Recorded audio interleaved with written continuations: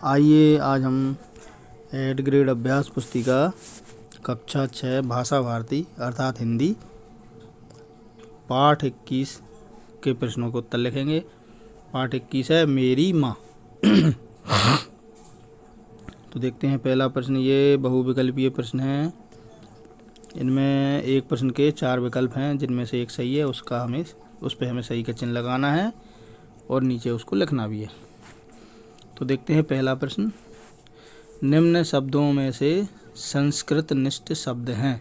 ए बातचीत, बी वार्तालाप, सी संवाद, डी चर्चा। सही विकल्प है इसका बी वार्तालाप। बी वाले विकल्प पर सही का चिन्ह लगा लें और नीचे लिख भी लें। अगला प्रश्न है दूसरा। पुत्रों की मृत्यु की खबर सुनकर गुरु गोविंद सिंह जी की पत्नी प्रसन्न क्यों हुई? तो इसका विकल्प है ए ऐश्वर्य की इच्छा पूर्ण होने पर, बी है प्रतिज्ञा पूर्ण होने पर, सी है उज्ज्वल अक्षरों में नाम आने पर, डी है धर्म रक्षार्थ अपने पुत्रों के बलिदान होने पर। तो इसका सही विकल्प है डी धर्म रक्षार्थ अपने पुत्रों के बलिदान होने पर। डी वाले विकल्प पे सही का चिन्ह लगा लें। अगला प्रश्न है तीसरा। बिस्मिल ने सत्य आचरण के कारण किस पर हस्ताक्षर करने से मना किया? तो विकल्प हैं इसके ए वसीयतनामे पर, बी वकालतनामे पर, सी प्रतिज्ञा पत्र पर, डी शपथ पत्र पर। तो इसका सही विकल्प है बी वकालतनामे पर। सी वाले विकल्प पर सही का चिन्ह लगा लें। अब अगला प्रश्न है चौथा। छ संयुक्त व्यंजन है जो 2 वर्णों के योग से बना है। तो कौन कौन से भी व्यंजनों के योग से बना है? तो इसके विकल्प ए काधंसा, बी काधंसा, सी काधंसा और डी काधंसा। यानी सब में कासा कासा है, लेकिन ये सीटी वाला सा है वो षटकोण वाला। तो इसका सही विकल्प है सी काधंसा। सी वाले विकल्प सही का चिन्ह लगा लें। अगला प्रश्न देखते हैं पांचवा। जिसका वर्णन ना हो सके उसे कहते हैं। ए है वर्णीय, बी है अवर्णीय, सी है कथनीय, डी है शपथ पत्र। तो सही उत्तर इसका बी अवर्णीय। बी वाले विकल्प पे सही का चिन्ह लगाएं। अगला प्रश्न देखते हैं। नीचे दिए गए शब्दों में से उचित शब्द चुनकर रिक्त स्थानों की पूर्ति कीजिए। ये देखिए ध्यान से आप लोग। इसमें ये जो कोष्टक दिया है इसमें ये शब्द दिए हैं, जैसे आगत, मातृभूमि, मेजनी, ऐश्वर्य, विलोम, माँ, बालक, परिवार। इनका उपयोग करके हमें ये नीचे के ये 5 खाली स्थान हमको भरना। ये देखिए भरे हुए भी हैं, तो आप इनको भर सकते हैं। तो देखिए प्रश्न क्रमांक 6 है। राम प्रसाद बिस्मिल की तरह मेजनी के जीवन निर्माण में उनकी माँ का विशेष योगदान था। 6वें के मेजनी भर लें। 7वां है खारिज आगत शब्द है, तो इसमें आगत लिख लें। खारिज 7वें में आगत लिख लें खाली स्थान में। 8वें में संस्कृत निष्ठ शब्द ऐश्वर्य है, 8वें के रिक्त स्थान में ऐश्वर्य लिख लें। प्रश्न क्रमांक 9 है। बिस्मिल ने मातृभूमि की सेवा में अपना सर्वस्व निछावर कर दिया। तो 9वें के रिक्त स्थान में मातृभूमि लिख लें। 10वां है एक साधारण बालक को असाधारण बनाने वाली माँ होती है। 10वें के रिक्त स्थान में माँ लिख लें। अगला प्रश्न है अति लघुत्तरीय 11वां। यह अति लघुत्तरीय 11वां से लेकर 14 तक के जो प्रश्न अति लघुत्तरीय हैं। प्रश्न क्रमांक 11 देखिए आप ध्यान से। प्रत्यय जोड़कर नए शब्द बनाइए। तो ये देखिए ये शब्द दिए, जैसे देखो उदाहरण दिया है इसमें एक, जैसे शब्द प्रत्यय नया शब्द। यानी देखिए आप ध्यान से हम थोड़ा समझा देते हैं। ये देखिए ये जो शब्द लिखा है तो यहाँ ये सारे शब्द लिखे हैं। ये प्रत्यय लिखा है तो ये सारे प्रत्यय हैं, और ये नया शब्द है तो ये सारे देखिए नए शब्द लिखे हैं। तो हम देखिए जैसे पहला प्रत्यय जोड़ेंगे। पहला शब्द है सजाना, इसमें आवट जोड़ देते हैं तो क्या हो जाएगा? ये दोनों मिलकर सजावट। तो इसी प्रकार ये बनाना में आवट जोड़ देंगे तो क्या हो जाएगा? बनावट। इसी प्रकार पानी में बाला जोड़ देंगे तो ये हो जाएगा पानी बाला। दया में लू जोड़ देंगे दयालु। टकराना में आड़ जोड़ देंगे टकराहट। सम्मान में इत जोड़ देंगे सम्मानित।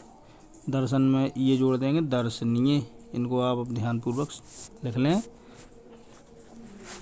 अगला प्रश्न देखते हैं 12वां। दिए गए शब्द से मूल शब्द और प्रत्यय अलग कर लिखिए। ये देखिए इसमें मूल शब्द, ये नया शब्द है, ये शब्द है, ये प्रत्यय है। ठीक है, क्या करना है इसमें, ये शब्द हैं 3, इनमें से शब्द और प्रत्यय अलग अलग करना। जैसे देखिए उदाहरण भी दिया है इन्होंने, ये पहला पुष्पित लिखा है तो इसमें देखो पुष्प अलग कर दिया, इत अलग कर दिया। ये शब्द है पुष्प, इत हो गया प्रत्यय, प्रत्यय पीछे लगता है। इसी प्रभुत्व में ये प्रभु अलग कर दिया, प्रभु शब्द है और त्वा ये प्रत्यय है। ऐसी सजावट में सजा शब्द है और वट प्रत्यय है। इसको आप ध्यान से उतार लें। अगला और ये आगे भी हैं, देखो मुस्कुराहट, ये मुस्कुरा, ये मुस्कुरा ये शब्द है और आहट क्या हो गया अपना प्रत्यय। ऐसे फेरी वाले में फेरी शब्द है, वाला आहट, वाला प्रत्यय। अगला देखिए, अब अगला प्रश्न देखते हैं 13वां। पाठ में आए 2 विदेशी शब्दों को खोज कर लिखिए। तो ये देखिए 2 हैं, पहला है वकालतनामा, दूसरा है खारिज। प्रश्न क्रमांक 14। राम प्रसाद बिस्मिल ने संकट आने पर भी संकल्प को क्यों नहीं त्यागा? तो इसका उत्तर देखते हैं हम ध्यान से। उनकी माताजी के प्रोत्साहन और सद्व्यवहार के कारण राम प्रसाद बिस्मिल जी ने कभी भी संकल्प को नहीं त्यागा। अगला प्रश्न है, अब ये लघु उत्तरीय प्रश्न आ गया प्रश्न क्रमांक 15 से लेकर 18 तक। देखते हैं 15 है, जन्मदात्री शब्द का अर्थ लिखकर वाक्य में प्रयोग कीजिए। उत्तर है जन्मदात्री का अर्थ है माँ। वाक्य प्रयोग है, जन्मदात्री जननी का ऋण इस जन्म में नहीं उतारा जा सकता। अगला प्रश्न 16, माँ की दया की छाया में बिस्मिल जी ने जीवन भर कष्ट का अनुभव क्यों नहीं किया? उत्तर है, महान से महान संकट आने पर भी बिस्मिल जी की माँ उन्हें सांत्वना देती रही, इसी कारण उन्होंने जीवन भर कष्ट का अनुभव नहीं किया। अगला प्रश्न 17, बिस्मिल जी की कही गई पंक्तियों का भावार्थ अपने शब्दों में लिखिए। पंक्तियाँ देखते हैं बिस्मिल जी की। यदि देश के हित मरना पड़े मुझको सहस्रों बार भी, तो भी मैं इस कष्ट को निज ध्यान में लाऊं कभी। तो उसका भावार्थ है, इन पंक्तियों में बिस्मिल जी कहते हैं कि यदि मुझे देश की खातिर हजारों बार मरना पड़े तो भी मुझे तनिक कष्ट नहीं होगा। अगला प्रश्न है 18, बिस्मिल ने वकालतनामे पर हस्ताक्षर क्यों नहीं किए? उत्तर है, बिस्मिल धर्म के विरुद्ध कोई भी कार्य करना पाप समझते थे, इस कारण उन्होंने अपने पिता के स्थान पर वकालतनामे पर हस्ताक्षर नहीं किए। अब दीर्घोत्तरीय प्रश्न आ गया, प्रश्न क्रमांक 19 और 20 दीर्घोत्तरीय प्रश्न है। तो हम प्रश्न क्रमांक 19 देखते हैं। गुरु गोविंद सिंह जी के पुत्रों के बलिदान की कहानी अपने शब्दों में लिखिए। उत्तर है, 26 दिसंबर 1704 को सरहिंद के नवाब ने इस्लाम धर्म कबूल न करने पर गुरु गोविंद सिंह जी के 2 बेटों जोरावर सिंह और फतेह सिंह को जिंदा दीवार में चुनवा दिया था और माता गुजरी भी शहीद हो गई थीं। अगला प्रश्न 20वां, माता और जन्मभूमि को स्वर्ग से भी श्रेष्ठ क्यों बताया गया है? अपने शब्दों में लिखिए। उत्तर है, माता और जन्मभूमि को स्वर्ग से भी श्रेष्ठ बताया गया है क्योंकि जिसने अपने देश की भूमि को माता मान लिया वह उसकी सुरक्षा एवं सम्मान के लिए अपना सर्वस्व बलिदान करेगा ही। जो व्यक्ति माँ और मातृभूमि के लिए कुर्बानी देता है, ऐसे व्यक्ति को देवता भी सर झुकाकर नमन करते हैं। इसलिए कहा गया है कि जननी जन्मभूमिश्च स्वर्गादपि गरीयसी। इसी के साथ हमारा ये पाठ 21 यहाँ पर समाप्त होता है। यदि आपको हमारा ये वीडियो अच्छा लगा तो वीडियो को लाइक करें और हमारे इसी प्रकार के और अधिक वीडियो यदि आप देखना चाहते हैं तो हमारे चैनल को सब्सक्राइब जरूर करें और बेल आइकन को भी दबाएं, जिससे कि आपको नोटिफिकेशन प्राप्त होते रहें। धन्यवाद।